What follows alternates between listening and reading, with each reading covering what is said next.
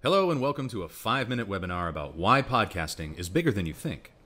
Recently, Edison premiered a groundbreaking new study called Share of Ear that takes a look at how Americans spend their days consuming audio. In other words, how much time they spend listening to the radio, to internet services like Pandora and Spotify, to satellite, and so on. We asked a representative sample of over 2,000 Americans to keep a diary of every quarter hour of their waking day and tell us what they were listening to, even if it was nothing. We captured all kinds of information, and we went through every iota. If someone said they were listening to a recording someone made of a preacher's sermon from last Sunday, we logged it. If they said they were listening to the music channels on their cable TV, we logged it. If they said they were sitting on their back porch listening to wind chimes, well, we drew the line there. But for the first time ever, we were able to study the full picture of America's consumption of audio, online and offline, to learn where, when, and how all forms of audio were consumed. When we first launched this study, we put out this graph, which shows the share of time spent listening in one day by Americans 13 plus. You'll see that AM/FM radio occupies the largest share here, consuming 52% of our time, followed by our own music files at 20%, internet-only services at about 12%, and so on. Now, there are two other things I'd like to draw your attention to on this particular graph. First of all, Americans consume over 4 hours of audio a day. That's a lot. Consider that I myself am only awake for approximately 8 to 9 hours a day, so that's nearly half of my non-napping day. Now, your mileage might vary. Anyway, do keep that 4-hour figure in mind. The second thing you might notice is that podcasts represent about 2% of Americans' total share of ear, 1.7. Now, I've had some people see this and be rather dismissive of podcasting. Only 1.7%, they might say? Why are we spending so much time talking about podcasting? Well, here's where that 1.7 is a little deceptive. First of all, it is exactly true that nearly 2% of America's overall audio consumption as a function of time is spent consuming podcasts. But not all Americans consume podcasts, do they? This is a chart of the daily reach of each major audio channel from share of ear. For podcast, the daily reach was 5% of Americans. That's about 13 million on any given day. That's not a small number. Two things about that 5%. First of all, let's go back to that 1.7% share of ear.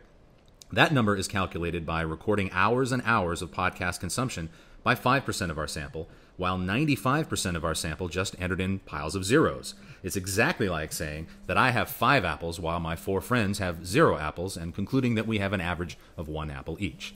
That may be statistically true, but the reality is I'm eating a lot of apples, and I don't like those 4 friends very much. The other factor to consider here is that many podcasts are weekly episodes, so on any given day, someone who regularly consumes podcasts might not actually be listening to them, while they might binge listen on weekends or at the gym. When we looked at the monthly reach of podcasts from our 2014 Infinite Dial study, we can see that podcasts are consumed at least monthly by 15% of Americans, or about 39 million.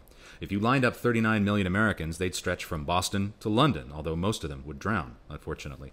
The thing is, once you have the podcast consumption bug, you listen to a lot of podcasts. It's a much more significant part of your daily audio diet. Consider this graph from our 2014 Infinite Dial study, which shows that weekly podcast consumers listen to an average of 6 shows per week, and 11% listen to over 10 a week. That starts to add up to some serious time, and that's exactly what we wanted to dig into with Share of Ear. So let's take the 95% out who listened to 0 podcasts that day and focus on the 5% that did. Now, a caveat here is that this means we're looking at the habits of 106 Americans and not 2,096. Now, this doesn't make it wrong. It just means that thanks to a higher margin of error, that number is going to wobble around a lot more as we continue to field studies in the Share of Ear series. And the differences here, though, even counting that margin of error, are still statistically significant. So let's zoom in on the big story here. If you are a daily listener of podcasts, according to our study, you actually spend over a quarter of your audio time listening to podcasts. That's not 1.7%, and it's almost tied with AM/FM radio for the majority of listening time. That's a pretty big shift. This tells us that for this specific breed of human, their listening habits are dramatically different to the average American. And if you want to reach these people who tend to be more educated and have higher household income than the national average, your options for reaching them in terms of media mix are also very different. And the other thing we know about podcast listeners is that they take podcasts with them everywhere, places where audio might not have been previously consumed, lunch breaks, the gym, even the car. Remember the shift to mobile listening that we talked about earlier? As a result, these podcast listeners are actually super listeners, consuming an hour and 45 minutes more audio per day than the average American. So, podcast listening is bigger than you think when you look exclusively at podcast listeners. what looks like a minority activity in the big picture is really a significant activity in the lives of millions of Americans who have made podcasts a part of their daily audio diet. And that's your 5-minute webinar.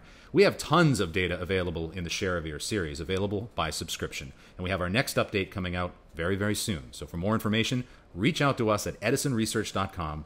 And thanks for watching.